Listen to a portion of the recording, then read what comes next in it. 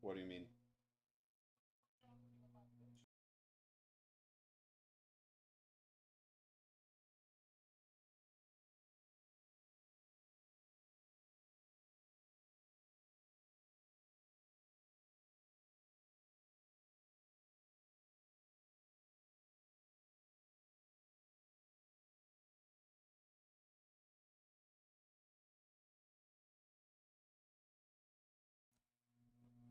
Right. Sorry about that. No, you're chill. All good. Didn't even know you were gone. All right, let's do this. Woot! Alright. Olaram, Sukhoigar, Balchate Tor, Nerore, Ibiki, Kadali Kibor, joined by Untamed Mando, Battle Dwarf, Solokan, Adika, Kendo Dlashaya, and Ononad Banao, also known as Damn Throne. We are your hosts and co-hosts today. Let's get started. Seeing as we are in a new month, we are going to cover tenet number 3. A Mandalorian must never be one to initiate violence. A Mandalorian must never be the aggressor in a given situation. We must retain our self-control and mastery of our actions at all times. Violence includes acts of physical violence, and because we're on social medias, I'm going to say grape, theft, direct threats, etc. This means a Mandalorian must only react with violence against violence first perpetrated by another. This said, a Mandalorian must restrain ourselves to only use the amount of force necessary to end the threat. Proportional responses. And must not allow an innocent to be harmed by his or her actions if at all possible. Insults and verbal assaults, other than direct threats, will not be considered cause for violence. Likewise, a Mandalorian must refrain from making threats or jests about violence upon those who have committed no act or made direct threats of violence. A Mandalorian must stand prepared for war, but we do not seek it out. Ebik Rooney, this is the way. You big Rooney? This is the way. This is the way. So, I actually like how that is worded. For the simple fact that we must retain our self-control and not we're getting involved, but we don't instigate, we don't proportionally raise the situation. Try to Much de-escalate. like law enforcement, we are trying to de-escalate. Which, really good time to add this in now. We're not lawyers. We're not giving legal advice. If you need legal advice, go talk to a real lawyer. We are just people on the internet. Situations and examples of how to de-escalate and or take care of a situation. No reading between the lines. Mm-hmm. No trying to put words in our mouth and getting around what we intend. Exactly. Correct. And whatever we do in our personal lives is our business, and do not try this at home, public, or in your bathroom. That is correct. And that does not... Those laptops are bad. And do not mistake us for being pacifists. I know that because of Star Wars lore and Clone Wars stuff, like at one point in time, the Mandalorian Society were pacifists, which is completely against everything it means to be a Mandalorian. Absolutely everything it means to be like a Mandalorian. Like that whole section / storyline was so unbelievable. It was painful, See, in my opinion. what was sad about that is the Death Watch were more Mandalorians than the ones The call actual them. Mandalorians, yeah. And Mhm. Death Watch in Legends now is considered the bad guys among the Mandalorians. Right. Right. But and see this is my thought on that. Because we're considered a warrior culture, no one realizes that we still need farmers. We still need supply. We still need the lawyers. It's just everyone's trained for But combat. everyone just lumps us in either on the Duchess Satine pacifistic side or Pre Vizsla's Death Watch. See, the Mhm. best Or comparison: because we'll show we're in the middle and we're children of the watch. Spartans, like I was gonna bring that historical up. Spartans. Yes, because like We're even in the samurai. movie, right, first and foremost, we are warriors, we are soldiers, but that does not mean that we cannot farm, we cannot do like be doctors, lawyers, any of those things. It's just first and foremost, our profession are warriors. Like it's the scene in 300, like Spartans, what is your profession? Exactly. Or And even- there's another. I've always loved that movie. Yeah.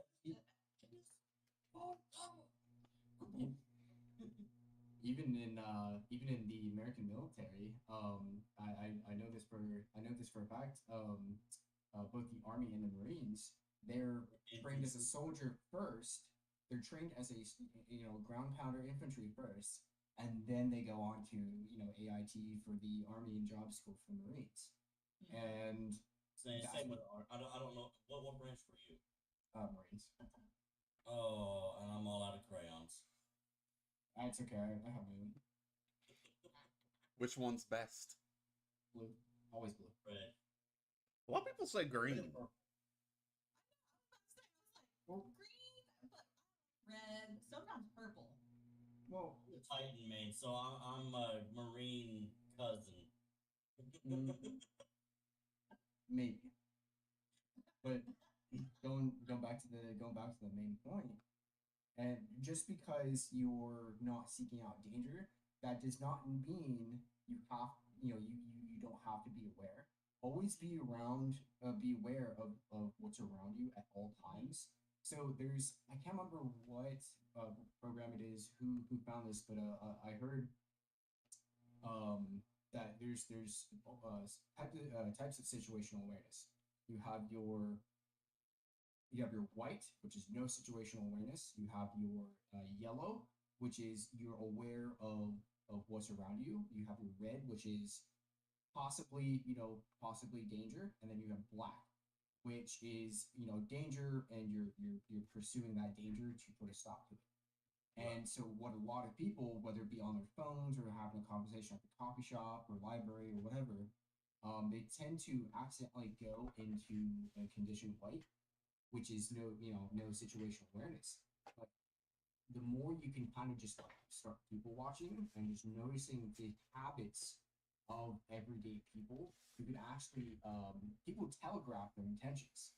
So if somebody I remember there's so many HR videos from companies of active shooter kind of things where it's like, oh hey, we want you to watch a 45-second video and see if you can find anything amiss in the background or anything. And it's always the warning indicators of a mass casualty event where unless you know what you're looking out for, you completely miss it. And then they break it down, the whole entire 45-minute video of like, oh hey, this person's doing this in the background. That's could be a false flag, but then that also could be a get the hell out of Dodge kind of Hey, did situation. you eat this person? Well, also No, I didn't. You should have. that reminds me of the Men in Black like scene where Will Smith early on is like, like you're supposed to like target practice, like what's the threat, and he's like, well, this person with advanced mathematics books. Right? It's like you have to also be aware of the things that other people might not be aware of. Like it all all goes into people watching and stuff. But I also wanted to come back to, there was a quote that I think needs to be quoted more, is I would rather be a soldier tending to a garden than a gardener in war.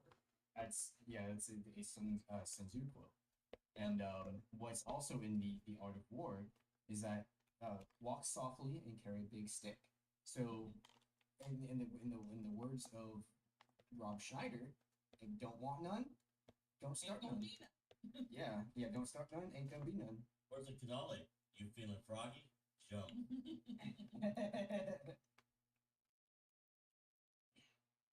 Yeah, so it's all up to a kind of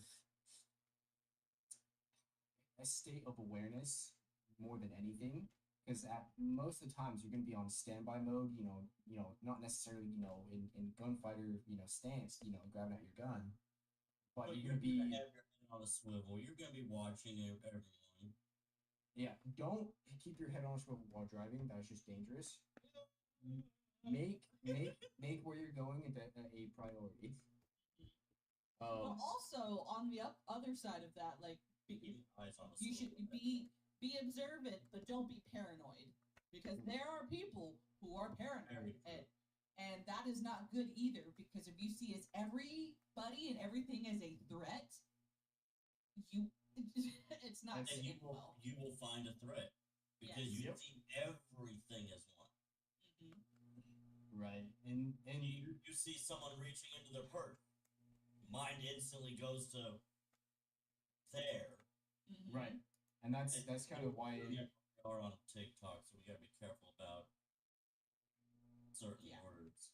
Yeah, and that's kind of why in police training, whenever a weapon presents itself, they call out what type of weapon it is, so everybody in the vicinity is aware that that weapon has entered the scenario, and Right, and react accordingly to that threat, whatever type of weapon it is.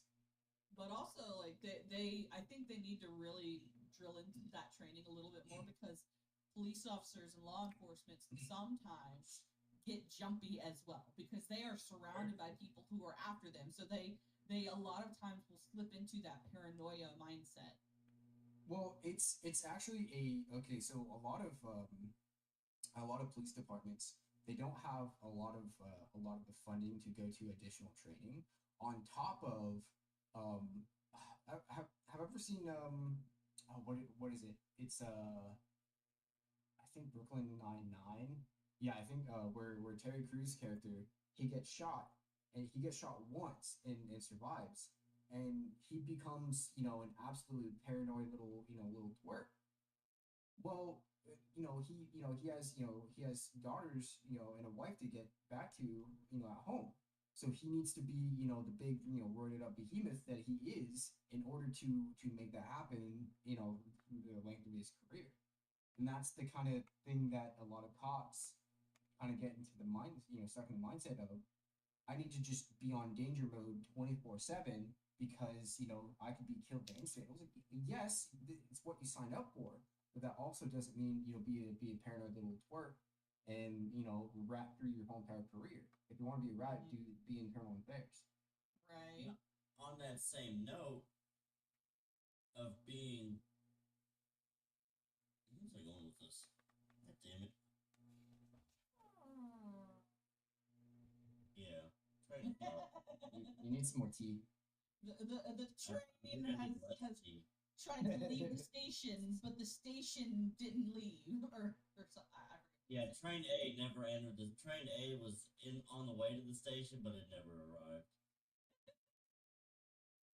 So, if I can continue, there's another aspect of Tenet 3 that is important, needs to be talked about, and that I have immense experience with in my younger years. So a lot of Tenet 3 is, whenever things get hot and heated, it's very hard to put self control into practice. When I was an older teenager and younger 20s adult, I had anger issues because yeah, and Hi, welcome to the group. We have T-shirts. yeah, and Oh, one of God. one of the biggest things that helped me was two philosophers, Marcus Aurelius, the father of Stoicism, Yes. and Alan Watts, the father of internal meditation, and basically it's pretty much an atheistic way to meditate through semi-spiritualization in a kind of secular kind of way. I But, still prefer Marcus Aurelius's meditations, to be honest. Well, I prefer him too, but being used in tandem with my problems, Ellen Watts, was the right tool for the job. When Marcus Aurelius wasn't just the fix. Sometimes when you're working on a car, you need more than one tool. I thought Stoicism was just a class item for Titans. Nope. Wow. No, it's No. so Highly along, recommend anything by Marcus Aurelius. yeah. So if you want to see a little bit of Marcus Aurelius's life, watch Gladiator. It deals it for like a quarter of the movie. It deals with a lot of like a movie. It deals with the character of Marcus Aurelius. But like a little bit closer to fiction is that Stoicism is not the emotionless repression. It's more about the whenever a situation arises, table the emotions, deal with the situation, and then deal with the emotions at your own pace, and not necessarily be unfeeling like a Vulcan, like a Star Trek Right. Vulcan. And it also like it doesn't tell you to bottle up those emotions. It tells you to just hold. Not Right. like a volcano, because I know I tend to just bottle and then it explodes. Same. But yeah, like, absolutely love anything by Marcus Aurelius. Stoicism is great. Absolutely love it. And a great tool, kind of getting away from the philosophical Stoicism for a second, just having basic what's it called or de-escalation tools is very, very, very valuable, because you can actually like there's a TV show that I really like. Excuse me. It's called The Rookie, and the thing is, as the main actor on the show, Christopher Nolan, or like Oh yeah, that's good. yeah, I can't remember what his actual actor name is, but the name I the thought name that of was the Nathan Fillion. and that is I think that is Nathan Fillion. He's Yeah, Nathan he's Fillion. yeah, I he's don't think he's Christopher from Nolan. Firefly. He's from Firefly. Yeah. But Also, 8 sticks.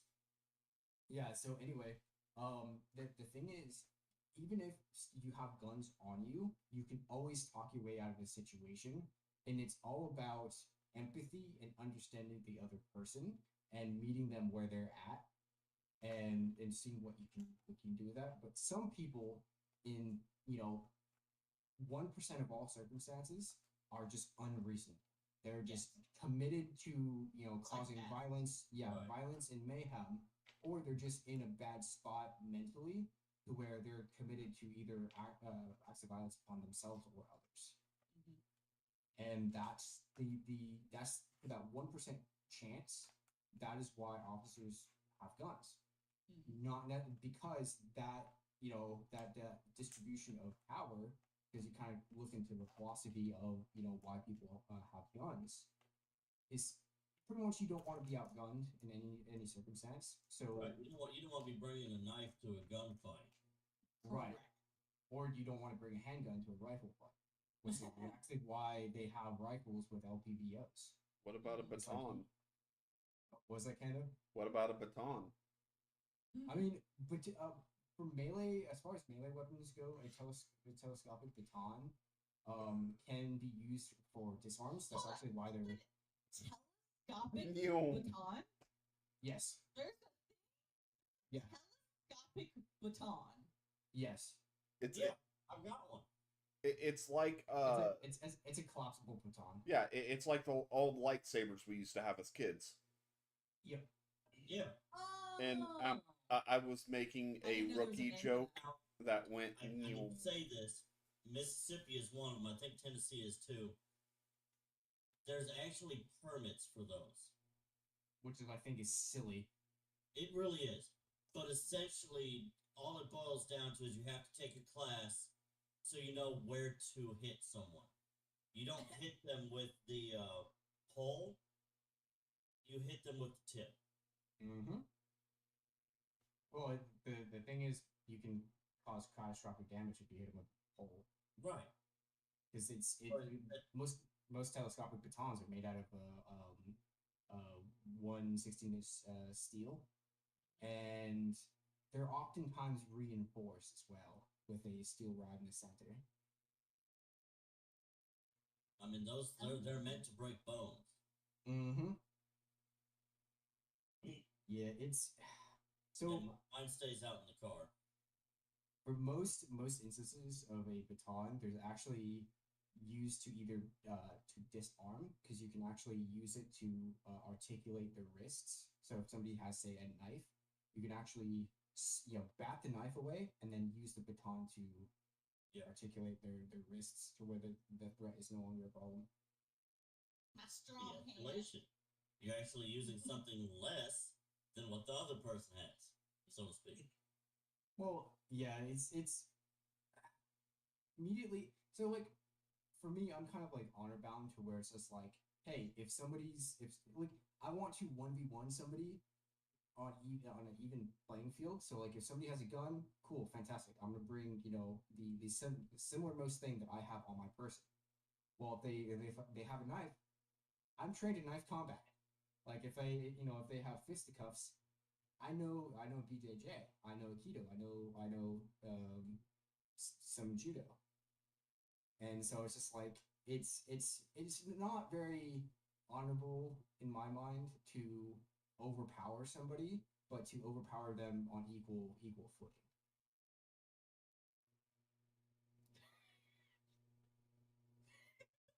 The gun show, people. Boom, boom. Power. And I'm not particularly a gym rat anyway, but it's all about technique and. Don't you hate on us, gym rats? I scurry along the floor too. Don't worry. No, I'm not disparaging gym rats, but I'm just saying, like, it's not about brawn, but technique. Because anybody can watch a 14-year-old girl, absolutely judo curb stomp a 30-year-old guy who happens to be twice her weight. Hey, I told you to get rid of that video.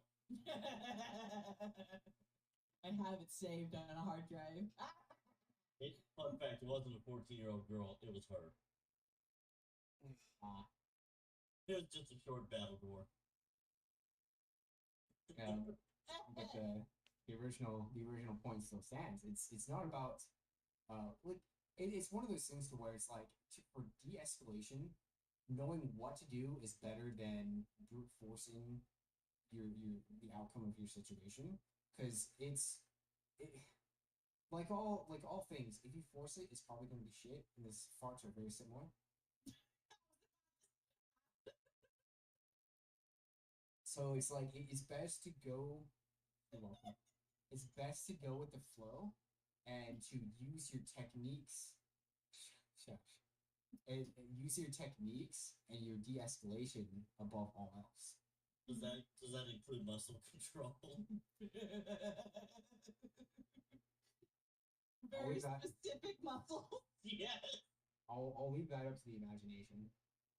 He hasn't gotten to that point though. Was that kind of? You haven't gotten to the point where you can't trust a fart. Oh yes, I have. That's after you eat Taco Bell. That's when you reach that level. That's after you eat the freaking spreadable cheese and MREs. No, I mean like every fart. I actually had the reverse on that one. Well, do you have it with crackers or just the cheese straight up? Well, usually it was meal number 13, chili mac. Oh yeah. Oh, the chili mac is great. Especially when you get the jalapeno cheese. The jalapeno cheese is bomb. But I'd avoid the crackers if I were you. You wouldn't know about all that. I don't think so. Candle's giving me the side eye like he might know. No, I'm dealing with Bots. Technical issues. Oh, it's getting serious now. He unfolded his legs.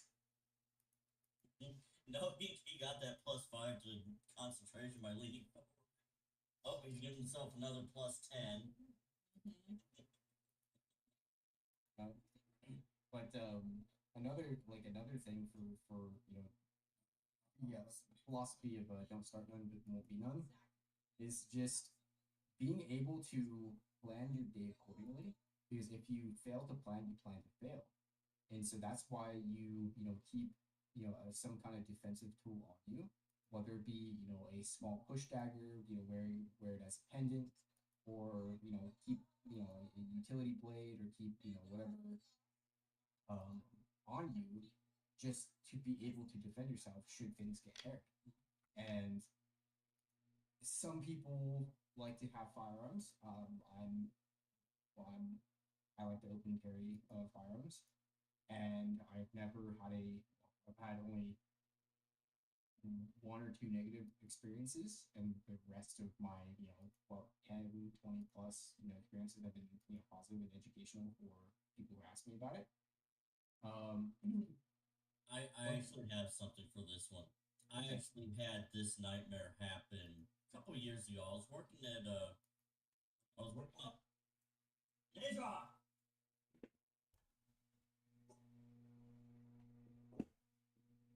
They just walk up the steps, dumb dog.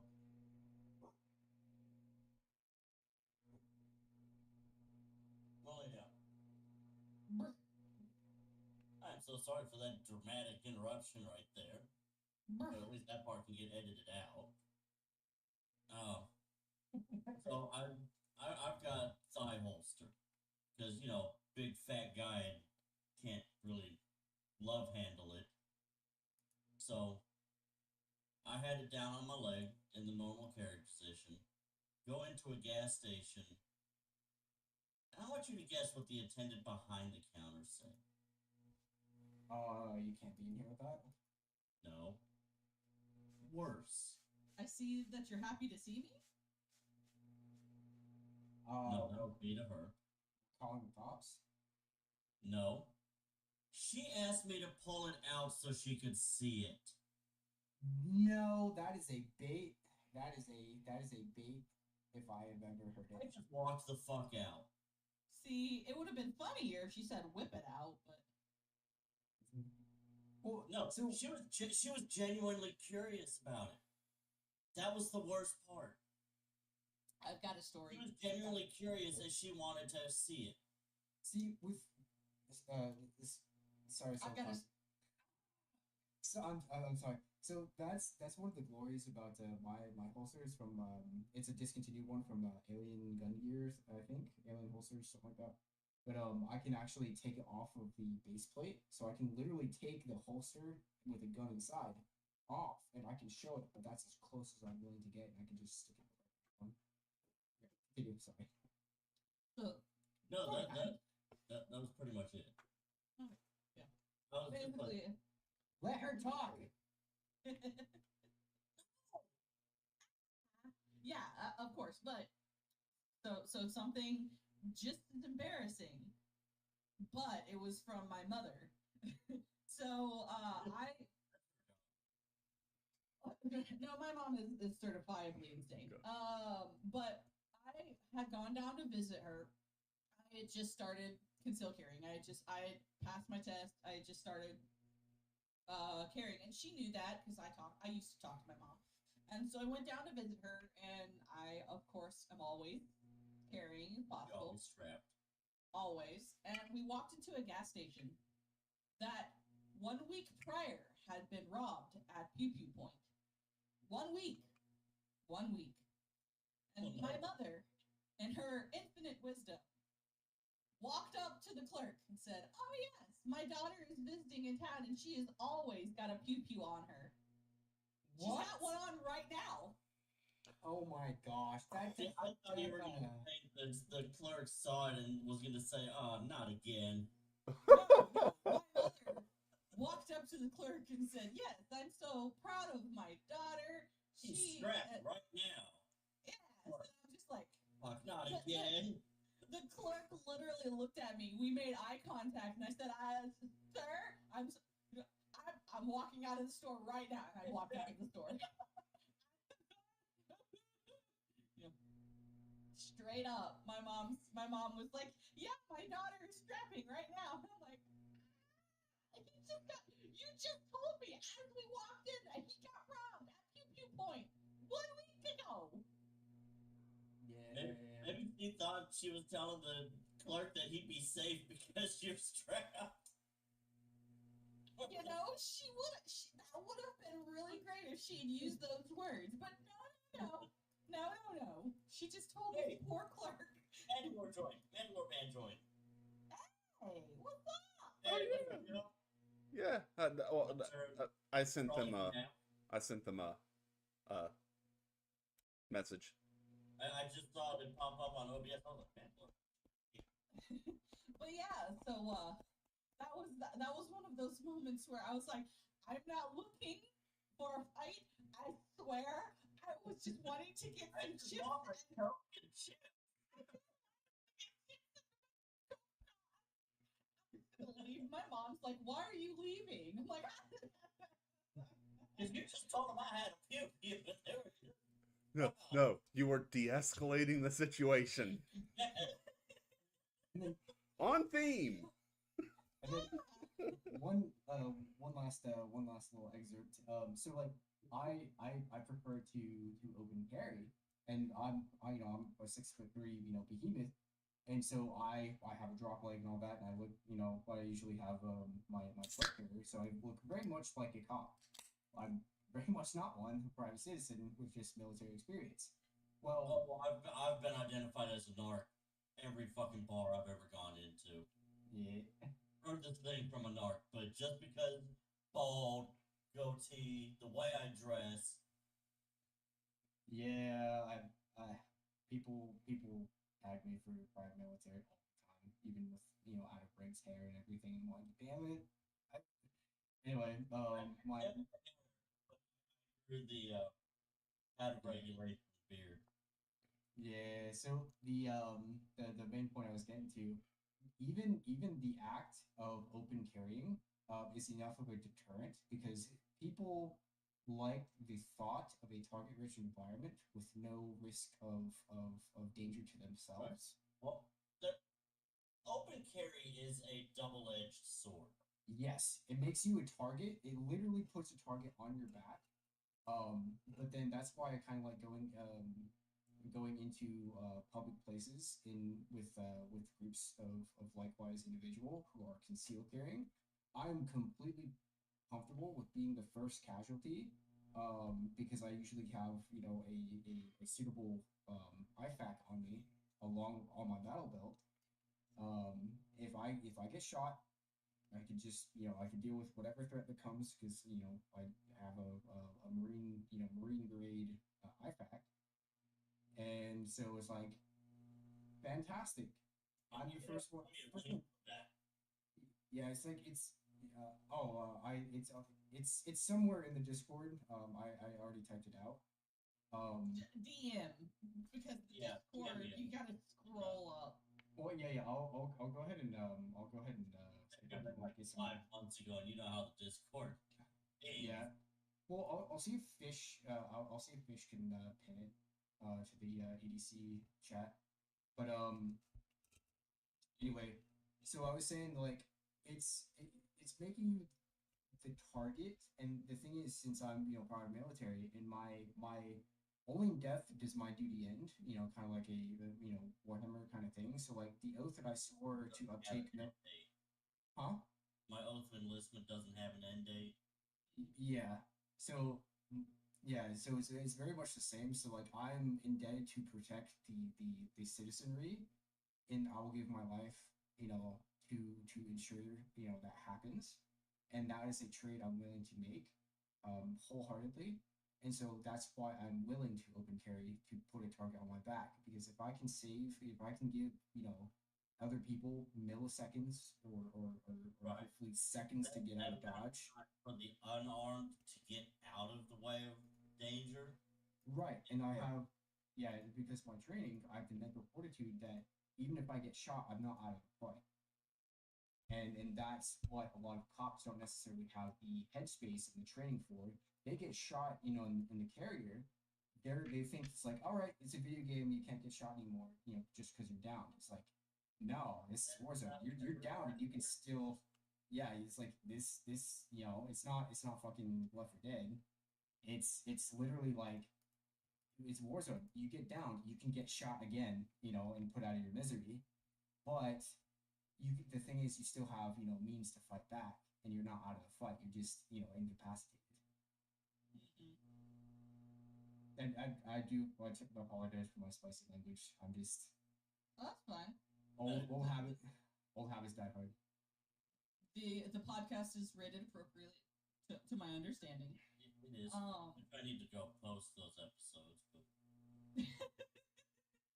like, and another thing, like, as far as like the female perspective on this, like, as a female, like, I can't always, because I wear scrubs for work, I can't appendix carry, I can't like really carry on my person, but I always have my purse on me, and most women have a purse, a bag, something that you always carry on you. I carry a med kit, I carry my pew pew, and I carry like a couple of other things like my wallet, of course, like in my purse. And Well, that's Go ahead exactly. and go this. Have y'all heard about the real ID for flight? Yeah, Oh. I still don't have a real ID. I have used to one. get one. it's I It guess made renewing the government so much issued easier. ID I have right now is fake. That's funny. Yeah, I supposedly, don't have a real ID. I've got a fake No. ID apparently. Kadale, apparently by the end of this year, everyone is required to have a real ID. Yeah. So I saw that video on my feed this morning. Mine expires next year, and I'm not gonna renew it.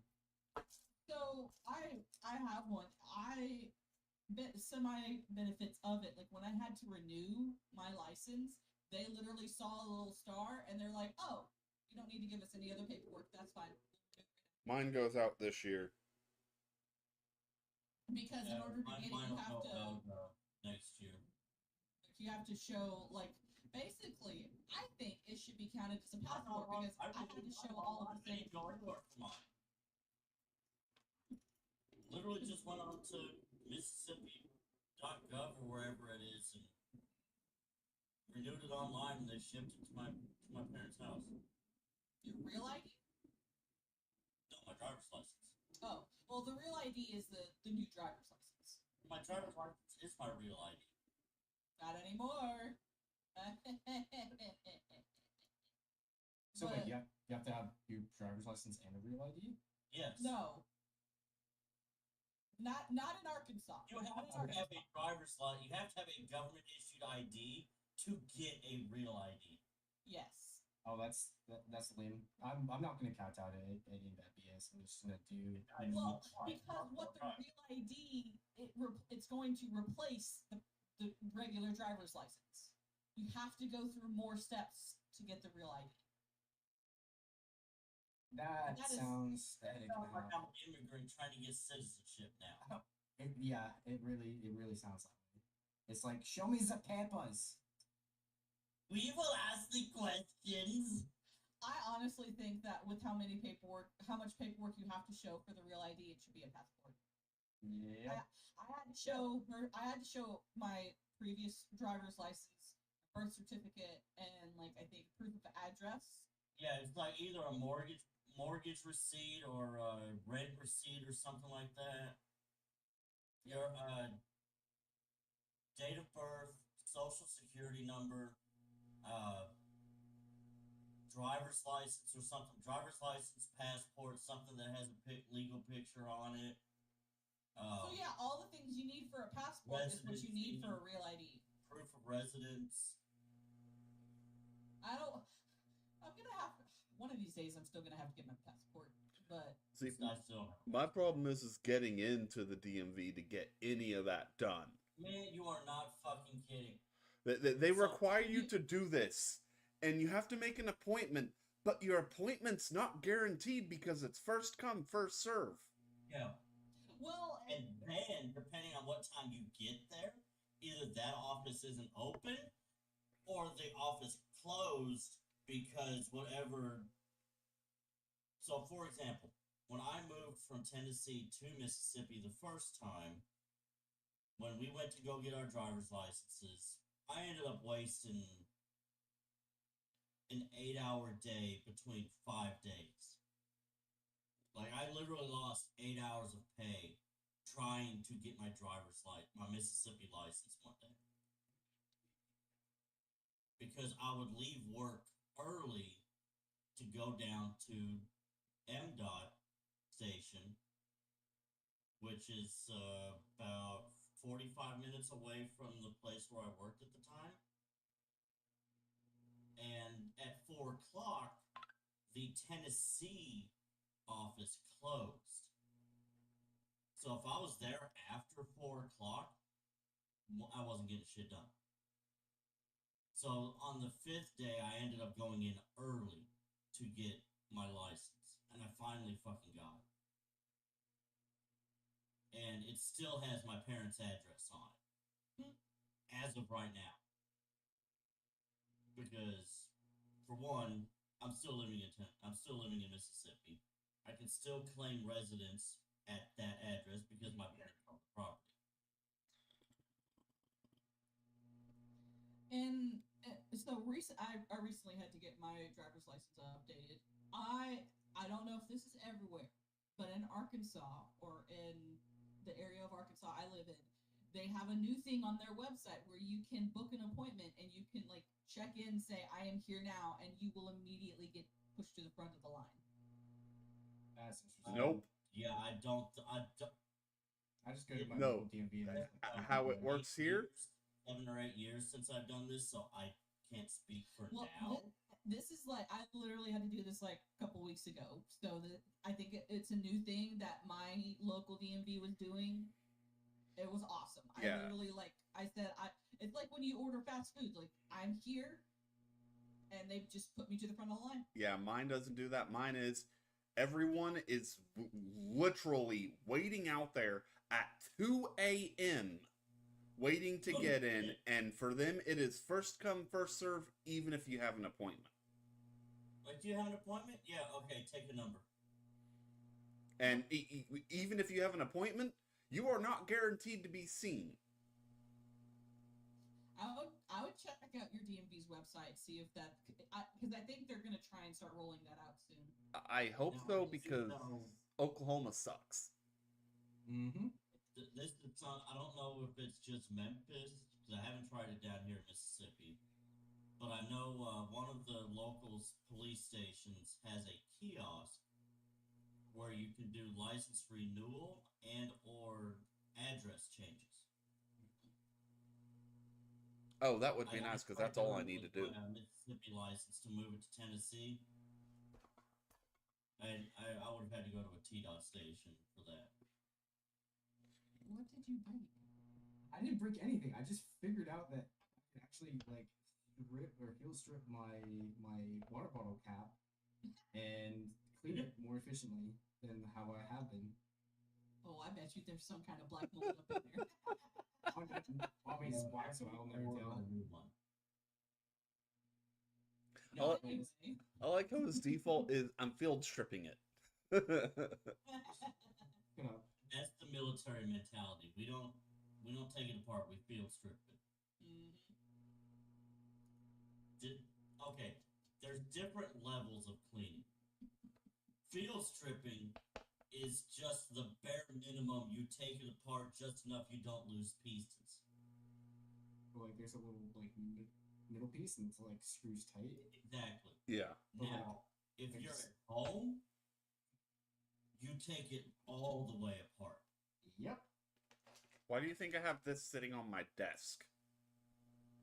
Not what I meant. This is also maintenance for these things, keeping these in good shape and also keeping the blade where it's actually in the middle.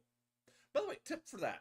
If you're having problems where your blade is on one side, fold up a bunch of like piece of paper, shove it in on the side that it's up against, loosen the screw Sorry, loosen the screw first, shove the paper in, then tighten the screw all the way, pull out the piece of paper, and slowly loosen to where it will pop out smoothly, and it will be centered again. Okay, I actually have a question, Ando. The spacer pieces. Is there anywhere to buy those separately? Scamazon. You mean the spacer pieces that go in between each part, right? Yeah. Dude. Yeah, I think it's gonna be Scamazon. I'm gonna call Okay, it now. you could do that. Love that. Or Lowe's, Make your Home own. Depot, anywhere that have washers and whatnot, and get the little plastic ones. Well, That's a lot what of they the are. times- A lot of the times, the Home Depot and Lowe's, they don't have the machinist spacers, and that's what you really need. And so that's where Scamazon is going to come in clutch. Yeah, but I mean, Unfortunately, I don't know where the knife is right now. getting the thin plastic Right washers. behind, like when you flick the blade open and you've got that one right there at the top, just fucking disappears. So now the blade just wobbles. Oh, you mean like that thing? That little thing in between? Yeah. That I don't know. I That's thought a you meant like the Chicago fitting. washer. Yeah, No, it's yeah, Chicago's that's a screw. Chicago fitting. Well, there's like Chicago screw is not actually it's one part of the system, but the Chicago fitting has the what is it, the tapped insert and the screw itself. Yeah, Tie this back into actually, Lieutenant. Make sure your weapons are always ready as well. that's what these are. Oil. Yeah. These are the spacing screws. Yeah. Well, are those rivets or Chicago fittings? These are Chicago screws. Like, I can unscrew that, take it off, make a new handle, put it on, screw it back in. Oh, that's It's the same thing that are on these ones. And yeah, we got them from Amazon. Now, depending, you have to figure out what size hole that is. I'm guessing it's 3/8. That's what most knife holes are. 3/8. That's a pretty small hole. You gotta use a lot of lotion. I'm a child. We all are. I just want to slap you, but I can't. Yeah. One day. Going back to the tenet. So the thing I said earlier, if you fail to plan, you plan to fail. That's why you should always, oil your weapons, no matter what they need.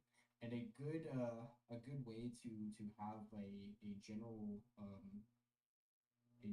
lubricant is to make like any kind of BPU oil is you can do synthetic grease in synthetic oil, and you mix them in a 2-to-1 ratio, 2 parts oil, 1 part grease.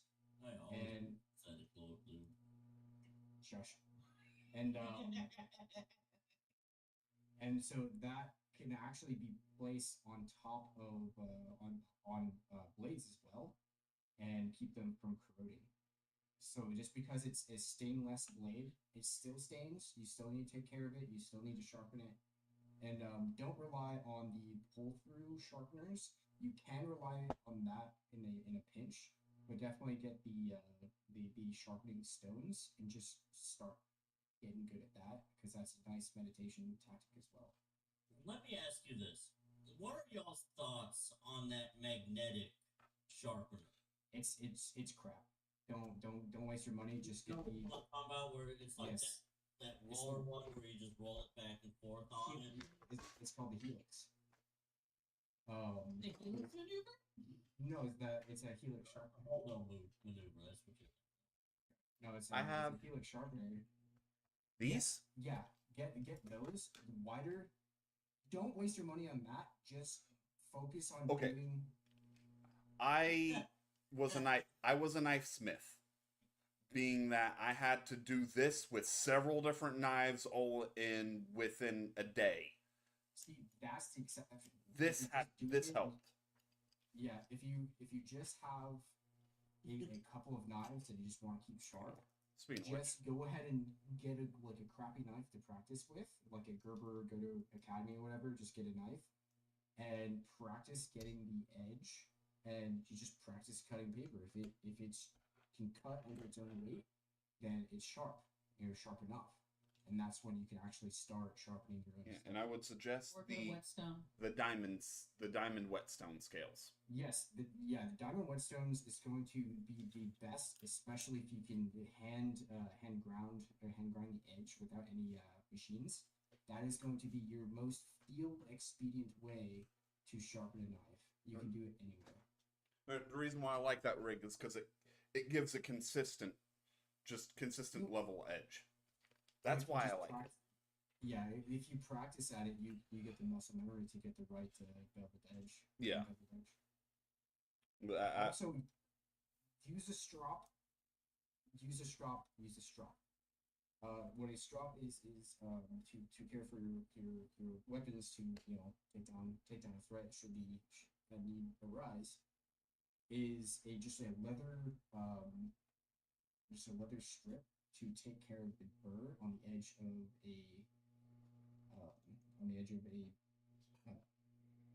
blade, and don't ever use one of those kitchen edge straighteners, also known as a knife sharpener. That's the steel rod with the corrugations on it. Don't ever use that. That will blunt your blade 9 times out of 10 and ruin your edge. Either use a diamond whetstone or enough to use that anyways. I've always just used that Walmart yellow handle thing. Actually, generally I think Chef Gordon Ramsay would disagree. you want 2 of those leather ones. You want a coarse one and a fine one. Technically, you can use both sides of it. Well, yeah, the coarse is going to get rid of the burrs, and the fine is going to give you that edge. Yeah. And a good actual real sharpener, because Amazon has them. It's a diamond whetstone with the handle that you can do the normal kitchen sharpener movement on, but one side will have coarse, one side will have fine. So you just do the normal, side to side action, but then you also flip it over to get the other side. Mm-hmm. Wow, we got sidetracked on knives. Shit, I think well, I mean, it's important to stop a threat. To stop a threat should the need arise. When you have good planning, right? See. So like it in a roundabout way contributes to 10x3 to where things for the 1% chance that things can go awry, you want to make sure you plan accordingly. That's true. So it's the whole entire thing about the EDC is that it's everyday carry because you want to plan the most amount of scenarios that can happen in any given day. Prepare for the worst, pray for the best. Yep, that's exactly right. And you don't want your pew pew or your slice stab to be rusty or to jam or to not work properly whenever you need it. Here's our Mandela lesson for today. The word for pew pews is tracheur.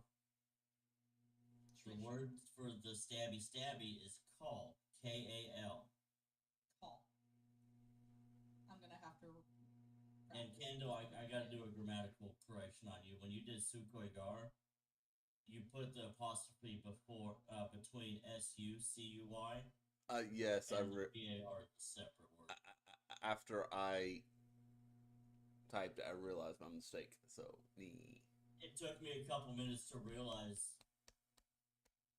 Yeah, you put the apostrophe if you're just saying Sukhoi, right? No, you put it. Even if you're saying Sukhoi Gar, which is literally, hey, you're not dead yet. Right. Sukhoi is just our way of saying, sup, hey. But the literal translation of Sukhoi Gar is, I see you're not dead yet. Yeah, the technically the most appropriate between like close friends is like, hey, I'm glad you're not dead. Yeah.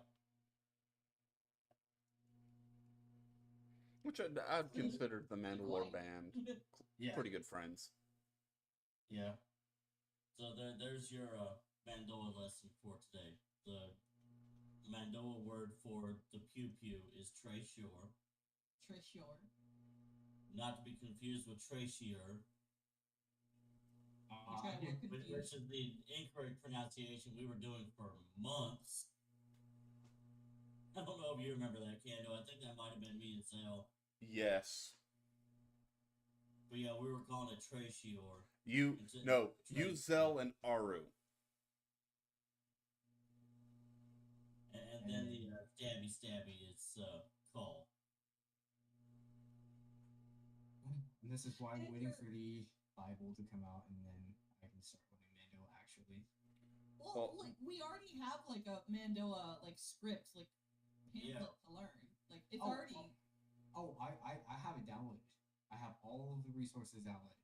But the thing is, until I can actually get like a language tutor, like an actual like an immersion, it's mainly the immersion that I have an issue with, because like my brain just works through repetition and trial and error, and without the consistent kind of workout at it, I learn at a slow. See, I'm gonna be honest with this. The way that I want to be able to teach it and learn it is essentially the same way we as Americans learn English from kindergarten up to high school.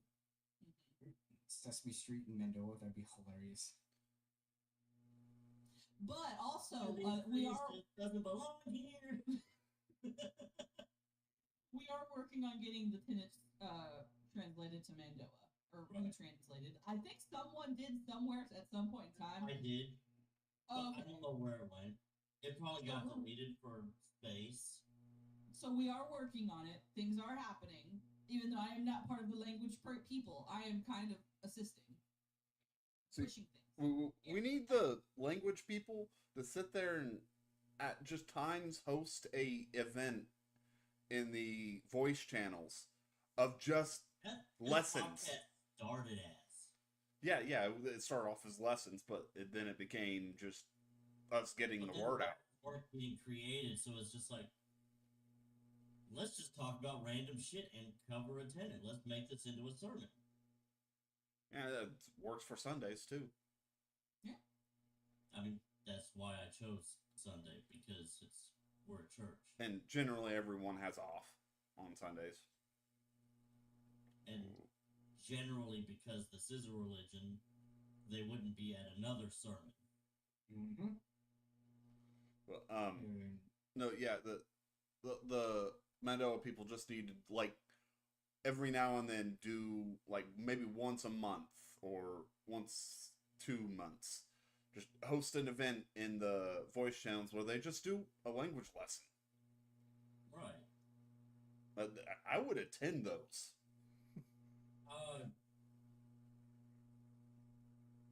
I'm not plugging their channel, but the Oyubot does that. Yes. Mm-hmm. Yeah. I'm in their server and they do that. Yeah. I'm not part of them. I've heard so many people that hate them.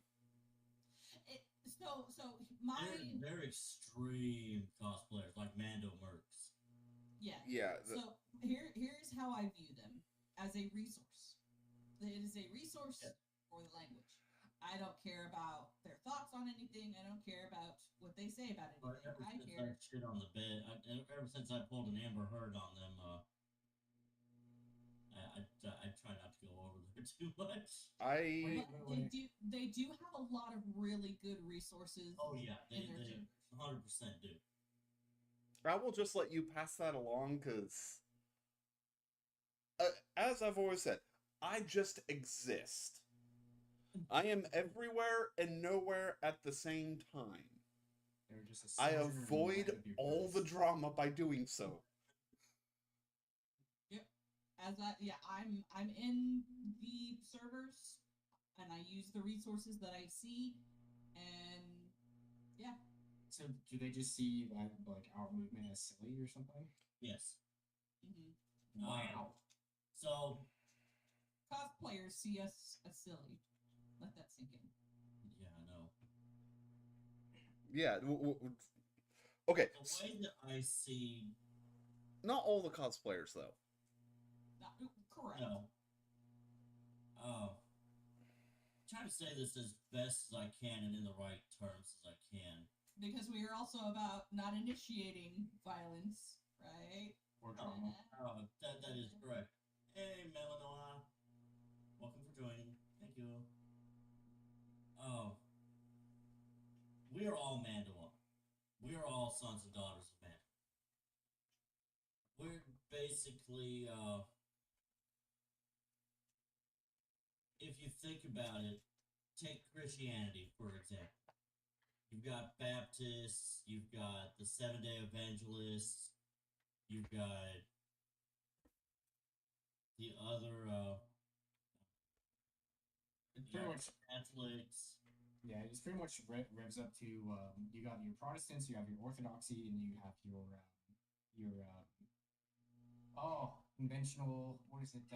It's just like the pretty much like the Messianic Jews kind of Right. kind of So people. that's how I see the cosplay sects. Like, say, Baptists would be Mando Mercs. You've got the Seventh-day Evangelists would be the Oyabot. We're all circling the way of the Mandalore, but we're doing it in the way that we see to follow. Yeah, Now, in specific, the Oyabot will follow the true Resonare, the 6 ways of Mandalore. We have expanded upon those to make it the 12 ways of Mandalore. They don't like that. They think that we have butchered the way to fit it to us. And we are essentially the children of the watch to them. Yay! That's exactly how we're viewed. And that's If fine. that makes sense. I think in terms of expanding the way though, and expanding like the Mandalorian, like us as Mandalorians out, that probably isn't the best. Like us, like seeing each other as that, because like in Christianity, all of the different denominations have fall into the bad habit of attacking each other over Right. things that don't matter. And Heretic. like with some Christian churches, they say, well, if you have a band in your church, you are a heretic, which I think is fine. Okay, you don't like having guitar. I get it. Whatever. How dare But you? How dare you propagate Protestancy? But I think like with us, like, and the cosplayers and the Oyobot, like I wish there was a way for us to mend those bridges, because we will, I think, fall into the same trap of attacking each other over differences of opinion instead of what really matters. Personally, Well, see, We need I Mandalore the Unifier. see. I say let them attack. Let them do that. We will live by our tenets, and we will judge them solely based on their actions. Nothing more, nothing less. It's kind of had this discussion a couple of times. And the Well- best way that I've seen it myself is the cosplayer community has characters that they create. We have real lives. Well, I mean, in technically, we are the characters that we deem to create, Exactly. and so they just have a separation of them and the characters, but we really are the characters. We don't have to really do any role playing. Right. And But that's exactly how I see it. Is I'm not strapping. I actually just printed this. It's one of the West Star, like Bo-Katan. right? You could very easily make that the pattern into a Trishore. Right. But that's what the cosplayers would put on their side. Right. I put a Ruger SR9 to my side. Right. I have a Glock 19. P320. I don't have one. No, it's Lightsaber hilt to my side. Kendo, to your point, Wait. it's not necessarily a point I got 8 to. spades. Oh yeah, it's not necessarily okay. So the bias that we have is we judge ourselves based on our intentions and the actions of others. Mhm. So it's very important. It's very important to, even though it's like pulling teeth with some people, it's very important to get further understanding onto where the intent is on the other person instead of basing their actions solely off of their actions. Because the road to hell is paved with good intentions, yeah, but there could be, a connection point to where, oh well, if you had this intention, do this instead of what you're doing because I perceive that as hurt. And so it's a way to build bridges instead of judging them solely based on their actions and misconstruing their intentions because they could have all the best intentions in the world, do what you perceive is a bad thing, and if you just judge them until the cows come home, that's not helping anybody. That's how you break down bridges. Right. And like to our job, like as in the Tenet 3, like we are to de-escalate as best as we can, try and de-escalate these issues, verbal or non-verbal. And by our actions, like they'll realize like, oh, these people aren't bad. Right, and that's where the tie-in of Tenet 3 comes in.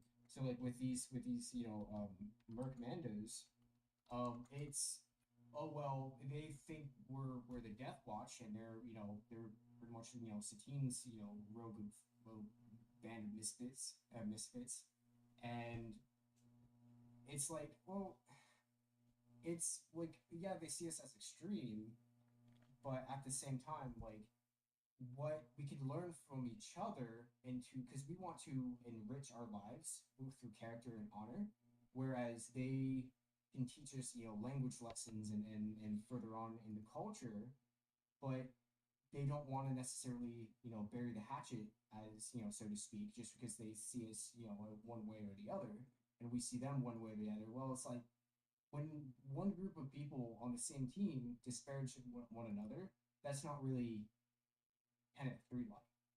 That's assumed, that's being paranoid that they're disparaging us, and we're reacting accordingly.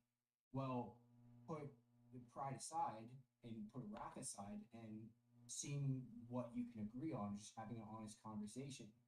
That I'm talking like Mando with the unifier. Holy shit. No, but it's like it's just insane to me that like people can be so divisive and so tribalistic when it comes to who they associate with, and whereas if everybody just chooses to put their pride aside and get along with everybody, it's a much better world, and it's a much better occasion. Because like I've been in so many bars to where somebody accidentally drunkenly spills a beer on somebody, and boom, they ruin the je ne sais quoi and the ambiance of the whole entire bar for the whole entire evening because everybody's just like on edge. And then like when that happens, when everything gets settled down because I want to make sure nobody's hurt, like I go home. Like I like my night's ruined. I just want to chill, play Minecraft or whatever video games to calm me down. That's it. Because like I can go home and rage at Destiny 2. yeah, Or play with the Battle Dwarf and rage at the Battle Dwarf for being a sucky player. You're a blueberry. You have an excuse. Kando doesn't. yeah. Kando just rages. Yeah, so my point still stands where it's like it's Rage judging at video games. Don't rage at each other. Right. exactly right, and so it's like, it's disappointing that this is a thing.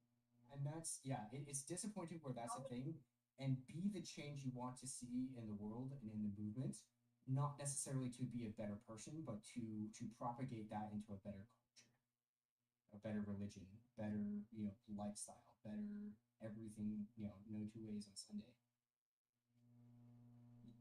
My fun take on the whole video game causing the violence. I play video games for the violence, yes. That doesn't mean I'm gonna go out and cause violence. Right. Like That's how I get my violence out. Is I unalive alien species on a video game. and some people do jujitsu, and some people Or go to the gun range. I mean, pew pew range. I need to go to the Trey Shore. Or you range. can be like Lannis and unalive your teammates with a close-in airstrike and not let them know you placed it down. Yeah, fair enough. Kando. Or you stand on a grenade in Helldivers 2 when someone calls grenade out and you just fucking stand there. I forgot about that This one. motherfucker did that. I didn't hear you say grenade. I And mean, then they he do. wonders why he got unalived. Because I didn't see the grenade. All right. Grim, I threw a grenade. Why are you still standing there? Boom. What? Oh goodness. Alright. We are at our time for today, y'all. Let's go ahead and wrap it up. Thank you everyone who has joined the podcast on our live side. Thank you everyone who will watch and listen and hopefully laugh your asses off at us after the edit is done and posted. And again, thank you Battle Dwarf for being our editor. Hopefully, actually, after we're done with this, I'm gonna post the 2 or 3 episodes that I've got in my backlog of edits, and I'll post those on the Spotify, and it'll post to everything else, YouTube. I don't know if I'll ever post to TikTok for those, but we are at least on Spotify. We're on YouTube. If you're on the lives, give these other 3 people a follow. Find our QR tag up there on the top right. It'll take you to all of the Keeper of the Way social medias. It'll bring you to our Discord, our Facebook, our Armorers Guild. Give our creators a follow and buy some of our merch. Shameless plug, I do stuff myself. I'm a 3D printer.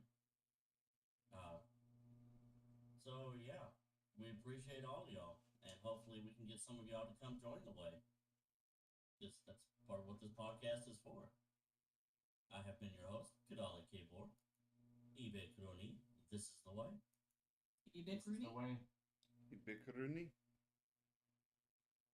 Endo, I got you right after the recording stopped.